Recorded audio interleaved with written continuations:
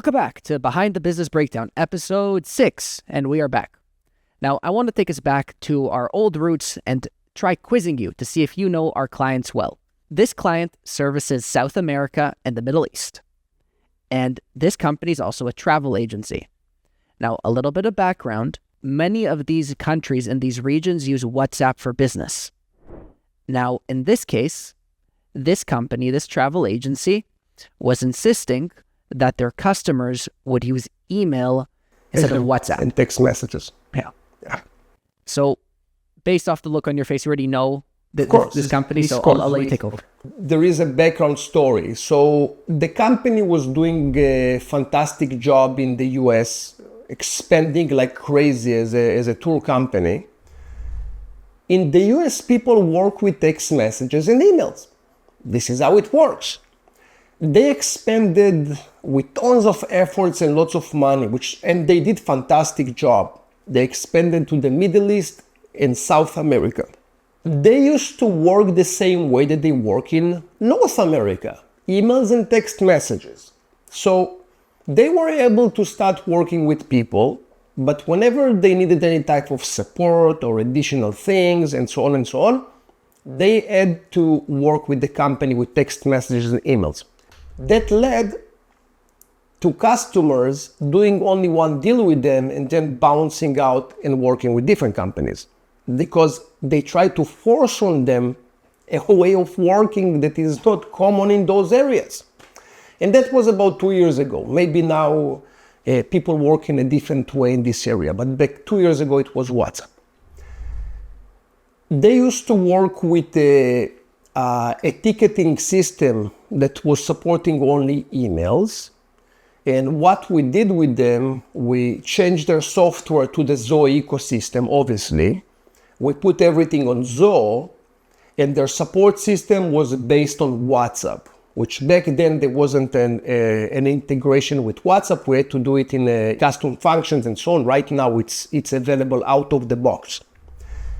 The solution is eventually led to customers having recurring business with the company.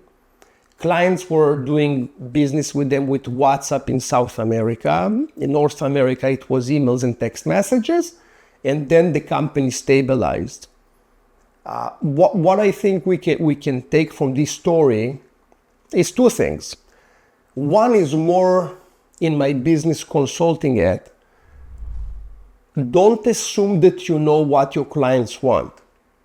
Ask them, what's your preferred way to communicate with us as a company? Especially when you see people coming to you and doing business with you and then disappear. For sure, just ask them why.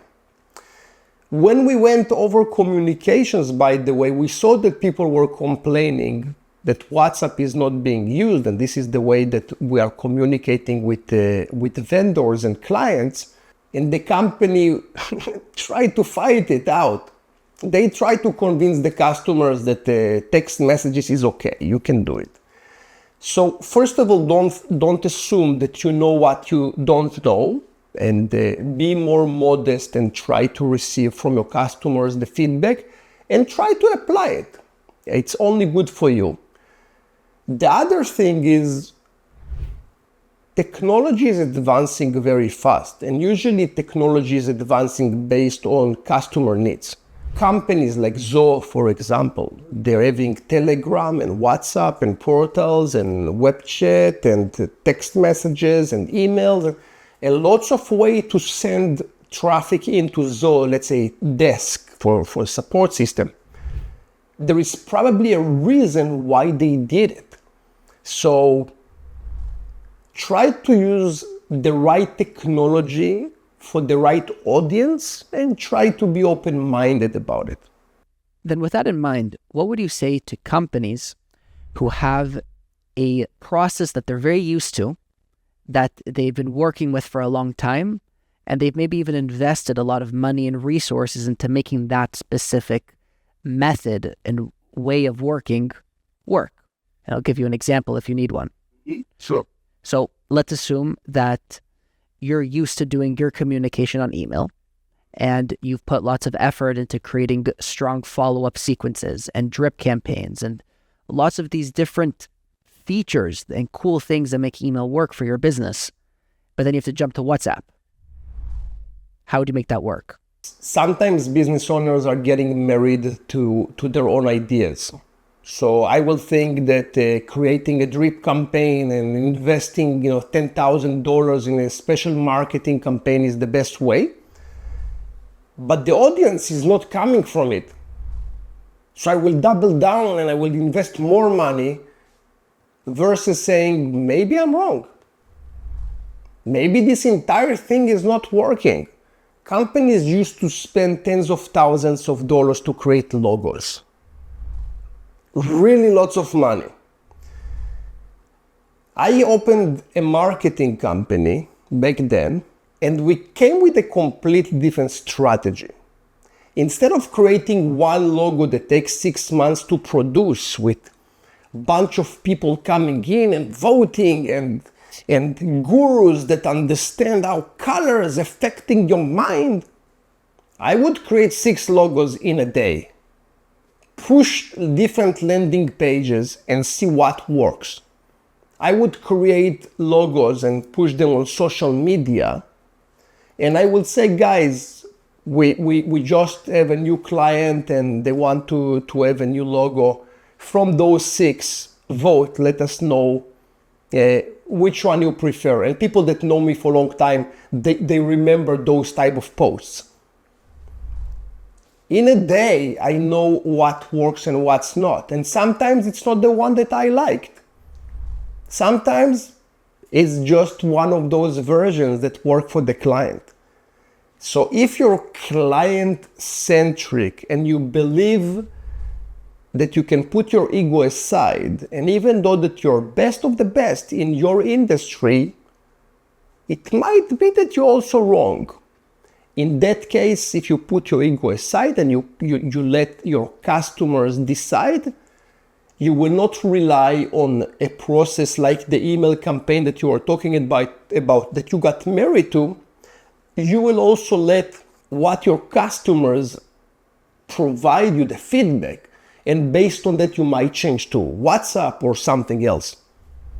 In this specific customer case, they got married to, we had huge success in the US, we know what works, which they had huge success.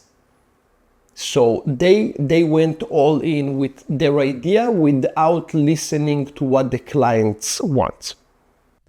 Now, with that in mind, how would you define getting the best feedback? So from a client, you mentioned you could go on social media and post about it, but for something a little bit more sensitive. So for example, an order form page. So you want to see what best converts orders. How would you go about tracking that? There are tools. I don't want to go too deep into it, but there are tools that can show me a recording of what people are doing. So I see where they're clicking. I can see people going to the cart or going to the form, filling few fields and bouncing out. And then I will have statistics. I will see 500 people started to fill the form, 300 bounced after 3 fields, and 200 completed the form. So I'm starting to get some insights. I can drill also more. Okay, those 200, where they came from, which landing page, which keyword, and so I can drill down and see. And usually there is some kind of a common mechanism of the people that got converted, what they need. As an example, let's say that I will be a business with a big problem. I am losing money every day, and I know that probably a new lead system will solve the problem because my guys are not able to follow up on leads properly.